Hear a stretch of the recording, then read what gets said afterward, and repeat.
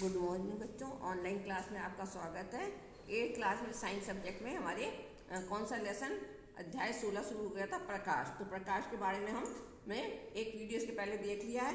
हमने इसमें क्या क्या देखा था कि आपतित किरण क्या होती है, परावर्तित किरण क्या होती है, अभिलंब क्या होते हैं। फिर हमने देखा था बच्चों कि परावर्तन के नियम। तो परावर्तन के 2 नियम देखे थे, है ना। तो परावर्तन के 2 नियम में पहला नियम क्या था कि आपतन कोण सदैव परावर्तन कोण के बराबर होता है ना। पहला नियम लिखा था आपतन कोण सदैव परावर्तन कोण के बराबर होता है। दूसरा हमने देखा था कि आपतित किरण, परावर्तित किरण तथा आपतन बिंदु पर अभिलंब तीनों एक ही तल पर स्थित होते हैं। तो बच्चों इतना आपको समझ में आ गया होगा, है ना।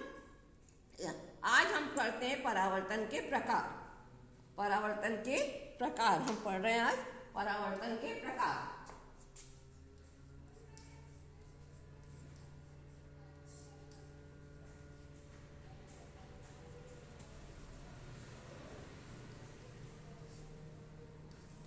परावर्तन के प्रकार, परावर्तन के बच्चों कितने प्रकार होते हैं? 2 प्रकार होते हैं। परावर्तन के 2 प्रकार होते हैं, है ना। 2 प्रकार होते हैं।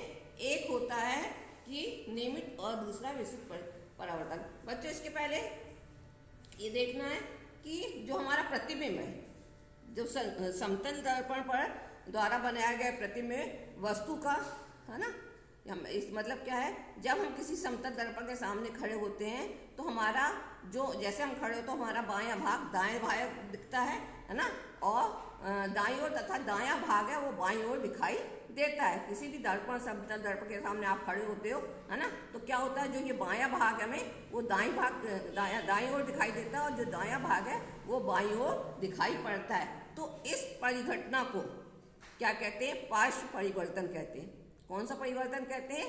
पार्श्व परिवर्तन कहते हैं। फिर आज हम देख रहे हैं परावर्तन के 2 नियम, नियमित तथा विस्तृत परिवर्तन, है ना।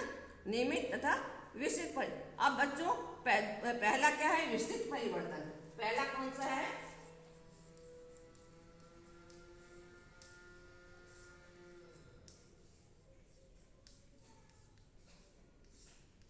विस्तृत परिवर्तन। तो विस्तृत परिवर्तन आपने देखा ना कि क्या होता है, परावर्तन क्या होता है। तो विस्तृत परिवर्तन क्या है कि जब सभी समानांतर किरणें, परिवर्तन आपने जब देखा कि ना परावर्तित किरण है तो वो समानांतर दिशा में जाती, कल देखा था, और उसके बाद वो परावर्तित होकर उसी दिशा में वापस लौटती है। लेकिन जब किसी समांतर किरणें, है ना, हमने क्या देखा था, यदि चिकनी सतह थे, यदि समानांतर किसी खुरदरे सतह से, किसी खुरदरे सतह या पृष्ठ से क्या होती है, टकराने के बाद, है ना, परावर्तित हो जाती है, तो पश्चात परावर्तन होने के बाद वो समानांतर नहीं होती है। वो क्या होती है, इसके मतलब वो फैल जाती है, मतलब कहीं भी फैल जाती है ना। तो क्या होगा, जब सभी समानांतर किरणें किसी खुरदरे या अनियमित पृष्ठ से परावर्तित होने के बाद समानांतर नहीं होती है, इस परिवर्तन को क्या कहते हैं? विस्तृत परिवर्तन कहते हैं। जैसे आपने देखा होगा कि डायग्राम के द्वारा हम समझा रहे हैं कि क्या है, जैसे कोई ये गत्ता है ना, ये क्या है? गत्ता है। ये एक खुरदरी सतह आपकी, मतलब कोई समानांतर सतह नहीं है, ठीक है। जो कि किरणें आपतित किरण है, जैसे आप ये देखो, ये देखो यहाँ से ये किरणें आपकी कैसी है? समानांतर आ रही है ना। जिससे टकराने वाली किरणें क्या आपकी समानांतर होती है। लेकिन क्या होता है, जब ये मतलब परावर्तित होती है तो क्या होता है, ये समानांतर नहीं होती। यहाँ से जो समानांतर आई है, यहाँ पे मतलब परावर्तित होने के बाद क्या होता है, समानांतर नहीं होती। तो किसी खुरदरे सतह या पृष्ठ से परावर्तित किरणें समानांतर नहीं होती, वो क्या कहलाता है? विस्तृत परिवर्तन कहलाता है। दूसरा क्या है? नियमित परिवर्तन। दूसरा क्या है? नियमित परिवर्तन। तो नियमित परिवर्तन क्या है? इस मतलब ये विस्तृत परिवर्तन के विपरीत में चिकने पृष्ठ से, है ना, विस्तृत परिवर्तन खुरदरे पृष्ठ से, और जो चिकने पृष्ठ से क्या होता है, होने वाला परिवर्तन, चिकने पृष्ठ से होने वाला परिवर्तन क्या होता है? समानांतर होता है। तो उसे क्या कहते हैं? नियमित परिवर्तन कहते हैं। जब सभी समानांतर किसी खुरदे या अनियमित पृष्ठ से परावर्तित होने के बाद समानांतर नहीं होती, ऐसे परिवर्तन को विस्तृत परिवर्तन कहते हैं। और इस विस्तृत परिवर्तन में परावर्तन के सभी नियमों का पालन होता है ना। सभी नियमों का मतलब उसमें क्या, आपतित किरण हुई होगी, परावर्तित किरण हुई होगी, तो सभी नियमों का पालन होता है। इसके विपरीत दर्पण जैसे चिकने पृष्ठ होने वाले परिवर्तन को नियमित परिवर्तन कहते हैं, है ना। तो नियमित परिवर्तन जैसे बच्चों आपने ये देखा दूसरा, नियमित परिवर्तन क्या है, जैसे ये एक सतह है, ठीक है, आपकी ये सतह है, यहाँ पे आपने क्या करा, जैसे आपकी ये दो क्या हो रही है, आपतित ये हो रही है, तो क्या होगा, यहाँ से जैसे समानांतर ये भी परावर्तित, ठीक है। चिकने पृष्ठ से सटाने के बाद क्या समानांतर होती है, अनियमित पृष्ठ से सटाने के बाद वो समानांतर नहीं होती है। तो क्या होगा, परावर्तन के जो प्रकार है, दो प्रकार के होते हैं। कौन कौन से होते हैं, विस्तृत और अनियमित। विस्तृत और अनियमित परावर्तन के प्रकार जो आपके हैं, कितने प्रकार के, दो प्रकार के हैं। एक क्या है, विस्तृत नियमित, और दूसरा है विस्तृत,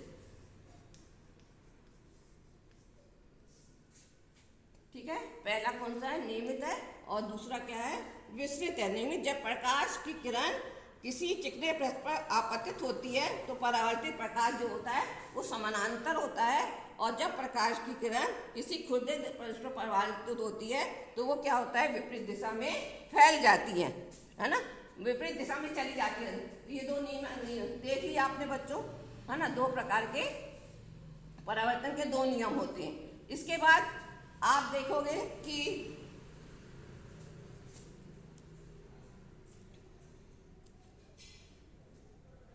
अब हम अपने आसपास की सब वस्तुओं को किसके द्वारा देख सकते हैं बच्चों, है ना। हम अपने चारों की आसपास की जो वस्तुएं हैं उसको हम किसके, परावर्तित प्रकाश की किरणों के कारण ही हम देख पाते हैं, है ना। एग्जाम्पल जैसे उदाहरण के लिए जो चंद्रमा है, चंद्रमा किससे प्रकाश प्राप्त करता है, तो चंद्रमा सूर्य से प्राप्त प्रकाश को परावर्तित करता है। चंद्रमा जो रहता है सूर्य से प्राप्त प्रकाश को परावर्तित करता है ना, और हम चंद्रमा को देख पाते हैं ना। उसके बाद क्या है, कहेंगे कि जब परावर्तित प्रकाश को पुनः परिवर्तित किया जा सकता है, तो इसके बाद जो वस्तुएं, है ना, क्या है, जो पिंड दूसरी वस्तुओं के, दो प्रकार के होते हैं, जो पिंड दूसरी वस्तुओं के प्रकाश से चमकते हैं वो क्या कहलाते हैं, प्रदीप्त पिंड कहलाते हैं। कौन से पिंड कहलाते हैं, प्रदीप्त पिंड, प्रदीप्त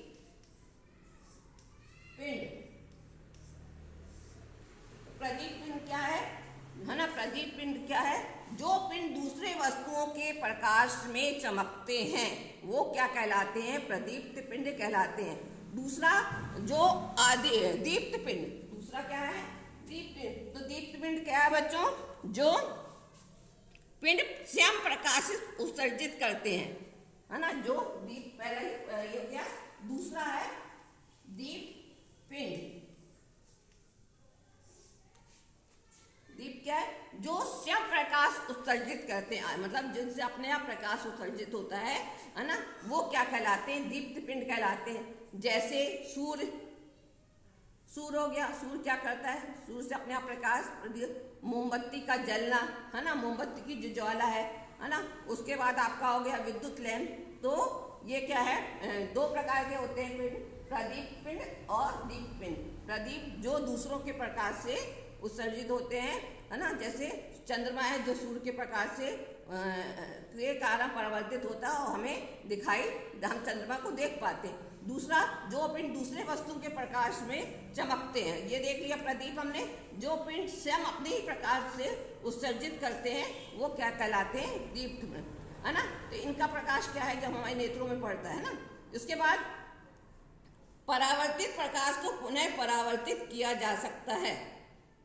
जो ये परावर्तित प्रकाश है इसको क्या किया जाता है, पुनः परावर्तित किया जाता है।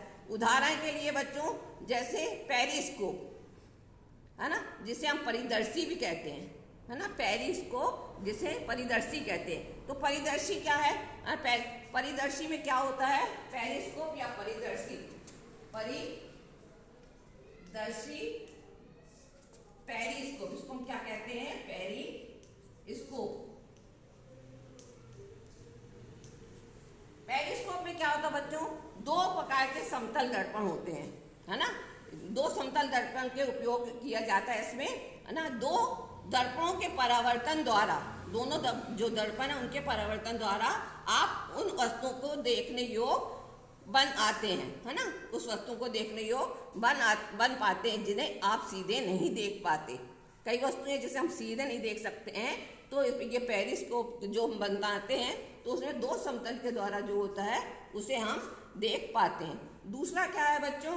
दूसरा, है ना, एक पेरिस्कोप आपने देख लिया इसका, है ना, कि जिसमें हम दो समतल दर्पण होते हैं और उन समतल दर्पणों के द्वारा हम क्या करते हैं? किसी वस्तु को देख पाते हैं। दूसरा है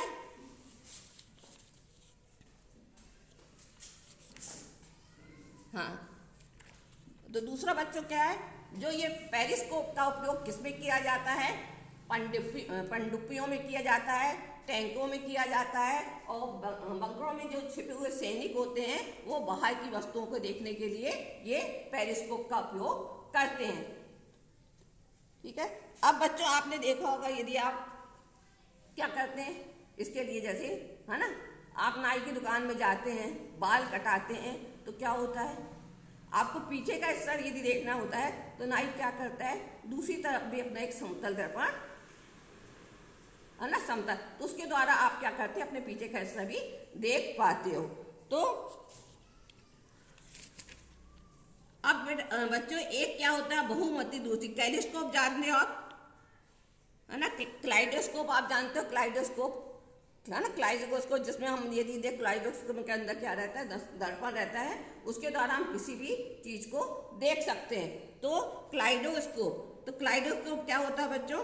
इसमें क्या होता है कि एक प्रिज्म की आकृति रहती है, इन्हें गत्ते या मोटे चार्ट के बेलनाकार ट्यूब में लगाना निश्चित कीजिए। अब क्लाइडोस्कोप जैसे आप तैयार करते हो, आप बाजारों में भी आपको क्लाइडोस्कोप मिलता होगा, इस प्रकार का बच्चों ये क्लाइडोस्कोप है। तो इससे क्या होता है? क्लाइडोस्कोप के द्वारा हम क्या करते हैं कि जब हम छेद में से क्लाइडोस्कोप देखते हैं तो छिद्र में से हम झांकते हैं तो हमें क्या होता है? ट्यूब की भांति के पैटर्न दिखाई देते हैं, उसमें अलग अलग पैटर्न हमको दिखाई देते हैं। क्लाइडोस्कोप एक रोचक विशेषता क्या है? उसकी एक विशेषता यह है कि कभी भी आप जो एक पैटर्न यदि आपने देख लिया है उसको आप दोबारा नहीं देख सकते हो। प्राय दीवारों वाले कागजों तथा वस्तुओं को डिजाइन बनाने के तथा कलाकार क्लाइडोस्कोप का उपयोग नए नए पैटर्न की कल्पना के लिए करते हैं। इसका उपयोग क्या करते हैं कि प्राय दीवारों वाले कागजों, जो दीवार में पैटर्न कागज बनाए जाते हैं वो, और वस्त्रों का डिजाइन बनाने के लिए, है ना, जो कलाकार होते हैं वो किसका? क्लाइडोस्कोप का उपयोग करते हैं। तो बच्चों आपने देखा कि विस्तृत परिवर्तन, नियमित परिवर्तन देखा आपने, फिर दीप्त और प्रदीप्त पैटर्न देखा, प्रकाश जो होता वो देखा हमने, है ना। उसके बाद हमने क्लाइडोस्कोप देखा, क्या क्लाइडोस्कोप का क्या उपयोग है, पेरिस्कोप का क्या उपयोग है। तो बच्चों कल हम क्या करेंगे? नेत्रों के बारे में पढ़ेंगे, आँख की रचना, और उसके आगे का हम कल पढ़ेंगे।